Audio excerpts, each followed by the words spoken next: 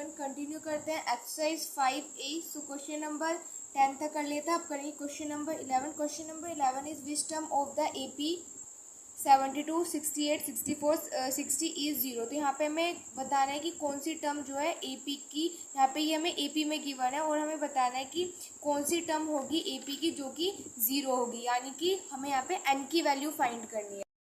हमें n की value find करनी है, ठीक है। तो हमें पता है कि an किसके इक्वल होता है, a प्लस में n माइनस 1d के इक्वल होता है, ठीक है। तो यहाँ पे अगर हमें यहाँ पे दे रखा कि हमें कौन सी टर्म 0 के इक्वल होगी, तो यानी कि जो हमारी लास्ट टर्म है वो क्या है, वो हमारे पास 0 है, ठीक है। एंड ये हमें गिवन रहती है 72 प्लस में, तो n तो हमें फाइंड ही करना है। एंड d कैसे निकालते हैं, हम a2 में से a1 को सब्ट्रैक्ट कर देंगे, ठीक है।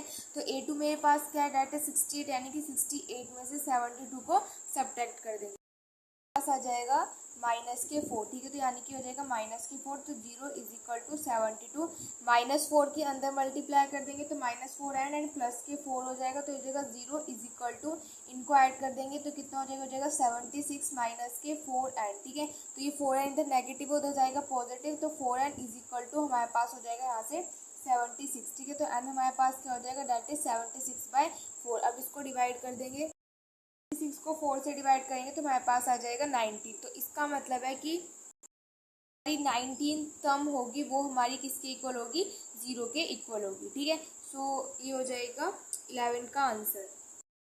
Number 12 is which term of the AP is 3। तो यहाँ पे हमें बताना है कौन सी टर्म ये AP में गिवन है एंड कौन सी टर्म AP की 3 है।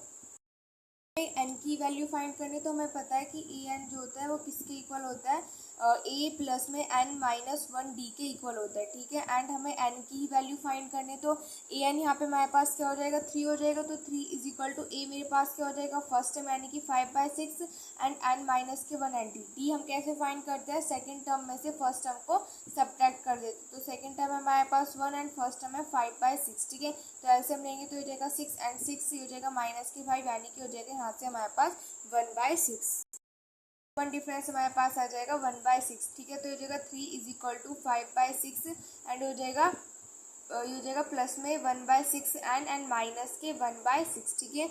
ये हो जाएगा हमारे पास। उसके बाद 3 इज इक्वल टू, इनको इसमें सब्ट्रैक्ट कर देंगे तो कितना हो जाएगा 4/6 प्लस में 1/6 एन, ठीक है। ये हो जाएगा।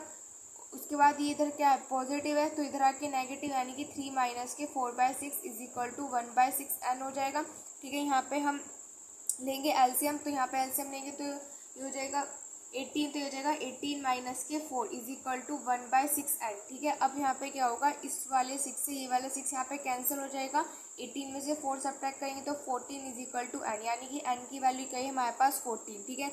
तो यानी कि 14th टर्म जो होगी इस वाले AP की वो हमारी क्या होगी, 3 होगी, ठीक है। सो ये हो जाएगा क्वेश्चन नंबर 12 का आंसर।